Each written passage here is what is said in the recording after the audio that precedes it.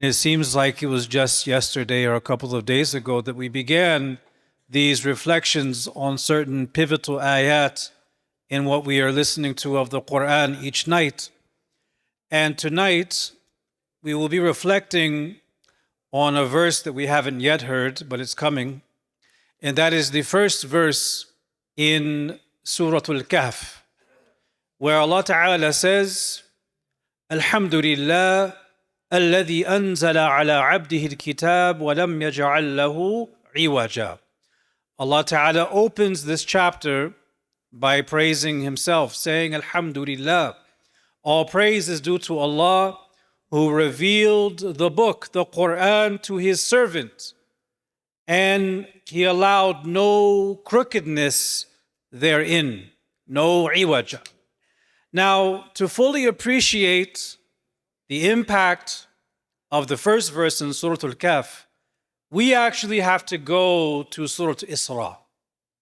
Because one of the aspects of tafsir of the Quran is exploring the relation and connection between the openings of the chapters, tanasub, as-suwar, wal-fawatih, looking at the relationship and connection between the openings of each chapter. Now, let's go a little deep here. What's the surah before Surah Kahf? Surah Al-Isra, that's what we're listening to now. Surah Al-Isra, how does it begin? Allah subhanahu wa ta'ala begins, Subhanalladhi asra bi'abdihi laylan min al-masjid al-harami ila al-masjid al-aqsa.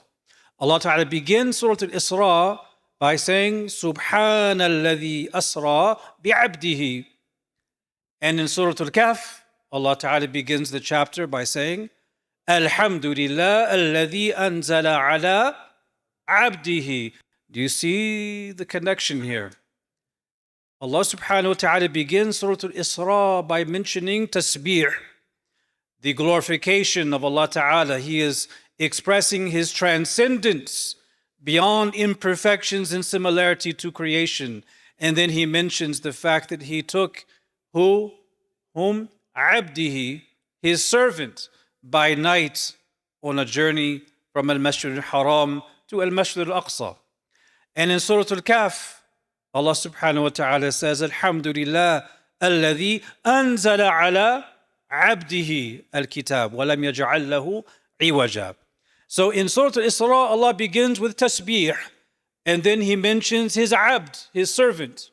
In Surah Al-Kahf, Allah begins with tahmid, praise, and describes how He revealed the Quran to His abd. So in both chapters, Allah mentions the abd. And Surah Al-Isra begins with tasbih, Surah Al-Kahf begins with tahmid. So when we are making dhikr of Allah, which one do we start with? Tasbih or tahmid? Tasbih. You say Subhanallah, Alhamdulillah, Subhanallahi wa bihamdihi. So Subhanallah is always coming before Alhamdulillah. And Surah Al-Isra begins with tasbih, and Surah Al-Kahf begins with tahmid. Surah Al-Isra describes this elevation in this night journey, this uruj, and Surah Al-Kahf describes the nuzul, the descent of the Quran to the heart of the Prophet sallallahu alaihi wasallam. You see the connections between these chapters. And there's even more than this, but I'll stop there. So Allah Ta'ala begins this chapter, the chapter of the cave, by saying, Alhamdulillah alladhi anzala ala abdihi al-kitab wa lam yaj'al lahu iwaja. And He did not allow any crookedness in it. Iwaja, meaning there's no contradiction, there's no discrepancy, there is no corruption, there is no falsehood in the book. Now here's another question I have for you, and you all know the answer to this, but I'll ask it anyway. Whose character is the Quran? Rasulullah sallallahu alaihi wasallam. In the narration from Sayyidah Aisha radiallahu anha, when she was asked by Sa'd ibn Hisham, she said, كَانَ خُلُقُهُ الْقُرْآنِ. So because his character is the Quran, he reflects the Quranic realities, his character has no iwaj. His character has no crookedness. This speaks to the prophetic balance. The Messenger of Allah sallallahu alaihi wasallam brings us i'tidal, brings us balance, and brings us wholeness. He is the epitome of balance. La sharqiyya wa la gharbiyya. Neither excess nor negligence, the perfect balance. If we are lacking balance in any aspect of our life, then we are lacking the full embrace of the sunnah of al-Mustafa sallallahu alaihi wasallam. Because when you fully embrace that sunnah, which is an effort, it's a work in progress, you are striving towards balance.